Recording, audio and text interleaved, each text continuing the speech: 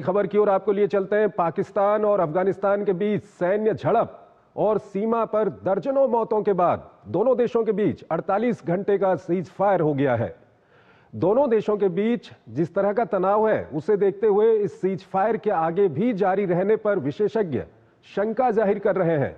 दोनों देश एक दूसरे को भारी नुकसान पहुंचाने का भी दावा कर रहे हैं। हालांकि जिस तरह की स्थिति है उससे साफ है कि तालिबान सेना पाकिस्तान को जोरदार टक्कर दे रही है। आइए आपको इससे जुड़ी एक रिपोर्ट दिखाते हैं और फिर इस पर अपने विशेषज्ञ मेहमान के साथ चर्चा करेंगे।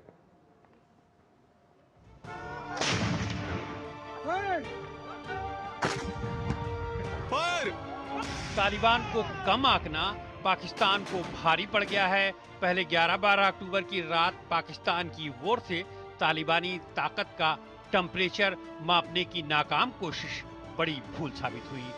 दर्जनों जवान और चौकियों का नुकसान उठाना पड़ा। बताया जा रहा है कि तालिबान द्वारा पहुंचाए गए इस गहरे जख्म से सेना प्रमुख इस कदर बिलबिलाए कि इसकी क्षतिपूर्ति के लिए सैनिकों ने फिर से मोर्चा खोल दिया। लेकिन 12 घंटे के अंदर ही पाकिस्तान को समझ में आ गया कि इस बार और भी बड़ा ब्लंडर हो गया है। लिहाजा पाकिस्तान ने अस्थायी संघर्ष विराम का ऐलान कर दिया।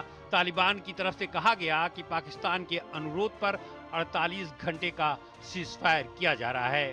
पाकिस्तान ने भी अफगानिस्तान के कहने पर इस पर अमल करने की बात कही। पाकिस्तान को डर सता रहा है कि सीज फायर लंबा चलने वाला नहीं है। पाकिस्तान के रक्षा मंत्री ख्वाजा आसिफ ने कहा है कि सीज फायर मित्र देश के कहने पर किया गया, जो बेहद नाजुक है। ख्वाजा आसिफ ने तालिबान पर टीटीपी के साथ मिल जाने का आरोप लगाया। भारी नुकसान के बाद उनका दावा है कि निशाने पर टीटीपी थे, लेकिन अफगानिस्तान इसमें शामिल हो गया है। इसका मतलब है कि दोनों में कोई अंतर नहीं है। पाकिस्तान तालिबान पर टीटीपी को शरण देने का आरोप लगाता है, लेकिन अफगानिस्तान इससे बार बार इनकार करता है। इससे पहले दोनों देशों के बीच सीमा पर सैन्य ठिकानों पर हमले से बात आगे बढ़कर अंदरूनी इलाकों को निशाना बनाने तक पहुंच गई। पाकिस्तान ने अफगानिस्तान के कंधार में हमला किया तो अफगानिस्तान ने पाकिस्तान के खैबर पख्तूनख्वा के कुर्रम में धावा बोल दिया। खबर है कि 2 मोर्चों पर घिरी पाकिस्तानी सेना को काफी नुकसान उठाना पड़ा। तालिबान ने स्पेन बोल्दक में कई चौकियों को नष्ट करने और कई जवानों को पकड़ने का दावा किया। जमीनी स्तर पर कमजोर पड़ा तो पाकिस्तान हवाई हमले पर उतर आया।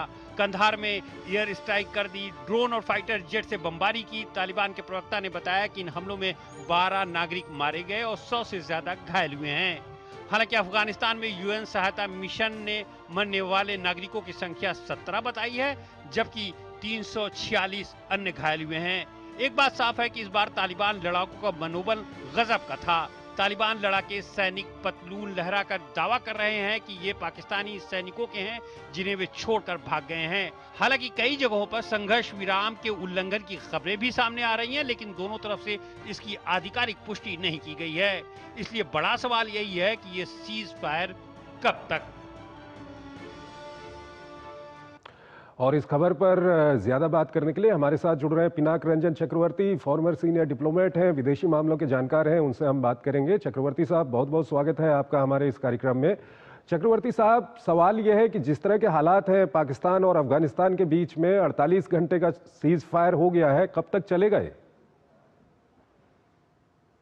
फिलहाल तो उन्होंने दोनों तरफ से कहा जा रहा है, पाकिस्तान की तरफ से कहा जा रहा है कि ये म्यूचुअल कॉन्सेंट से है, पर कई लोग कह रहे हैं कि ये पाकिस्तान ने सीज फायर की मतलब जो रिक्वेस्ट, और कुछ लोग कह रहे हैं कि कतर का भी इसमें कुछ रोल हो सकता है कि शायद दोनों कतर ने कुछ मीडिएशन वगैरह। सीज फायर कब तक रहेगा ये आपका प्रश्न। देखिए, लड़ाई झगड़ा नहीं है कि उनकी जो आपसी जो डिफिकल्टीज हैं या जो डिफरेंसेस हैं वो इतनी जल्दी सॉल्व नहीं हो। अफगानिस्तान भी तालिबान काफी चिढ़ा हुआ है पाकिस्तान। वहाँ टीटीपी वगैरह जो ऑपरेट करते हैं, जो पाकिस्तान कहता है अफगानिस्तान से आते हैं, पर अफगानिस्तान कहता है कि नहीं वो तो आप ही के लोग हैं जो आपके यहाँ।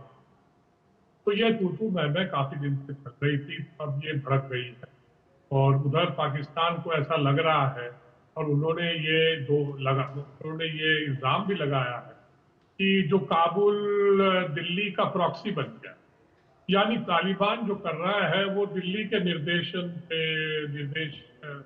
से ये सब उनकी जो बातें हैं, इसको कभी कभी तो हंसी आती है इस तरह के गंभीर चीजों में, इस तरह के मतलब फ्रिवलस बातें। तो लगता है कि पाकिस्तान को प्रॉब्लम ये हो कि डूरंड लाइन तो एक इंटरनेशनल बॉर्डर माना जाता है, पर अफगानिस्तान ने डूरंड लाइन कभी स्वीकार नहीं, क्योंकि अंग्रेजों ने डूरंड लाइन बनाया था। नाम से ही पता चलता है डूरंड। हमारे यहाँ दिल्ली में डूरंड कप होता है, आपको मालूम है, का जो होता है उसी के नाम है। तो डूरंड ने लाइन खींच दी और पश्तून इधर, आधे इधर रह गए, बाकी इधर रह गए। तो ये पश्तूनों को डिवाइड कर दिया उन्होंने। तो तब से ये अफगानिस्तान और अफगानिस्तान है वो इसको कभी माने नहीं। जैसे कि ये कैसे हो, ये इस लकीर पर हम, तो ये एक और समस्या उनके आपस है। और ये सिर्फ तालिबान के साथ नहीं है, तालिबान से पहले जितने भी सरकार रहे 19 जब से पाकिस्तान आजाद हुआ, कोई किसी पे नहीं माना।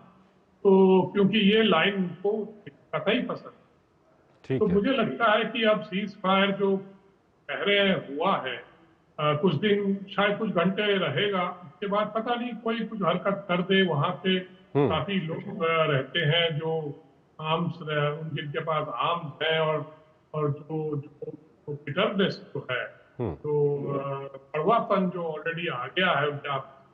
पाकिस्तान दादागिरी दिखाने के चक्कर में कि तालिबान को तो हमने बताया था कि तालिबान हमारे नतमस्तक हो जाएंगे, हमारी बात सुनेंगे, वैसा हो नहीं रहा है। तो वो ठीक है सर, इस सब के बीच एक महत्वपूर्ण बयान भारत की ओर से आया है। भारत का कहना है कि वो अफगानिस्तान की संप्रभुता और अखंडता का समर्थन करता है। इस तनाव के बीच भारत के इस बयान को क्या कुछ कहेंगे आप? ये तो बड़ा नॉर्मल बयान है, क्योंकि किसी भी देश का संप्रभुता और टेरिटोरियल इंटेग्रिटी और जो भी है वो तो दूसरा देश सपोर्ट करेगा ही, और भारत क्यों नहीं करता? हम सब देश का करते हैं। पर जो भी है, हमने तो ये कहा है कि पाकिस्तान को भी एक ये चेतावनी है कि आप टेरिटोरियल इंटेग्रिटी को हाथ मत रखें, और जो कहाँ पे भी है डूरंड लाइन या भी है उसको रेस्पेक्ट करें, क्योंकि उसके अंदर जाके अब पाकिस्तान के पास एयरफोर्स है तो वो उससे बमबारी कर रहे हैं। ये भी गलत है। अफगानिस्तान के पास एयरफोर्स नहीं है तो वो तो सिविलियंस मार रहे हैं बमबारी पे। तो इसमें मुझे लगता है कि अफगानिस्तान काफी और मतलब गुस्से में आ जाएगा। इस तरह की जो एयरफोर्स की इस्तेमाल, उसमें उनके पास कोई और हथियार नहीं है ना कि इस तरह से रोके। तो ये लगता है कि वो उसका बदला वो शायद ग्राउंड में ले सकते हैं, तो ये भी हो सकता है। तो सर दोनों ओर के अलग अलग दावे हैं। एक पक्ष कहता है कि हमने दूसरे पक्ष को काफी नुकसान पहुंचाया है, दूसरा पक्ष कहता है कि हमने उस पक्ष को काफी नुकसान पहुंचाया है। अगर आप हकीकत को देखें तो क्या कुछ लगता है आपको, किस तरह से ये कौन किस पर भारी पड़ रहा है इस पे? देखिए, दोनों तरफ तो नुकसान हुए हैं। अभी हमने सिविलियन डेथ्स की बात, और बॉर्डर पे भी हुआ है, अफगान आर्मी है और पाकिस्तान अभी कह रहा है कि ये लोग सब मिल गए हैं और ये पीटीपी एक टेररिस्ट ऑर्गेनाइजेशन है, उसको अब अफगान सरकार सपोर्ट कर रही है।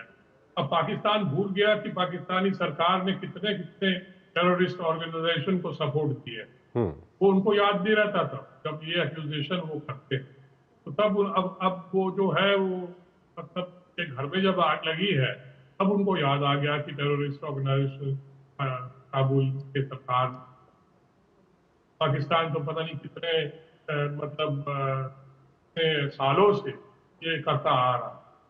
तो यही है, अब ये इस तरह का रवैया पाकिस्तान का, इसका नतीजा उठाना पड़ेगा। और तालिबान छोड़ने वाला नहीं है, तालिबान कोई कमजोर ऑर्गेनाइजेशन नहीं है, तो वो भी नहीं छोड़ेंगे। ये अगर और आगे बात आए तो फिर तो और भी झड़पें होंगी। ठीक है सर, हमारे साथ बने रहिएगा। एक और महत्वपूर्ण विषय है, उस पर अभी हम आपसे बातचीत करेंगे। यहाँ पर हमको एक छोटा सा ब्रेक लेना है, एक छोटा सा ब्रेक लेते हैं यहाँ पर।